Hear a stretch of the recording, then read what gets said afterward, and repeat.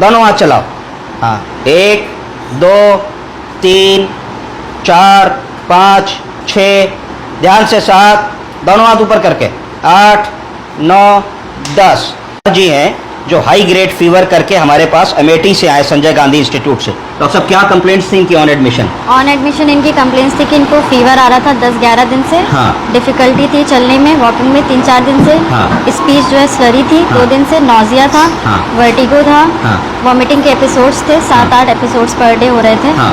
Unable to walk थे। हाँ। Gate instability थी। बॉडी एक था। 2-3 दिन से लॉस ऑफ एपेटाइट था।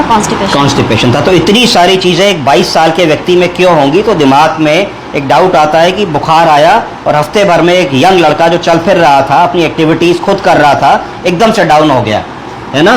तो बेटे सुरेश, जरा सा ताली बजा के दिखाओ 10 बार, हाथ ऊपर करके, दोनों हाथ चलाओ।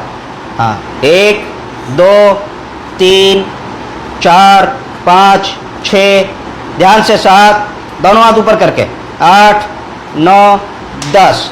तो हमने देखा कि इस समय जो सुरेश हैं इनको कोऑर्डिनेशन डेफिसिट है, ये क्लैप नहीं कर पा रहे, बॉडी इनके कंट्रोल में नहीं है। It started with fever. तो हम लोगों ने इनको वर्कअप करना ग्रेजुअली शुरू किया और फिर ये समझ में आया कि इनको मेनिंजाइटिस की बीमारी है, दिमागी बुखार, जिसके कारण इनको सेरिब्रोस्पाइनल फ्लूइड और ब्रेन में सूजन आ गई है, इन्फेक्शन हो गया है। मेनिंजेस, ब्रेन के अंदर मेनिंजेस होते हैं, मेनिंजेस आर इन्फ्लेम, जिसकी वजह से ब्रेन का प्रेशर, जिसको इंट्राक्रेनल प्रेशर कहते हैं, वो बढ़ जाता है। रेज्ड आईसीपी के कारण कोऑर्डिनेशन नहीं कर पा रहे, चल नहीं पा रहे हैं, बोलने में दिक्कत है।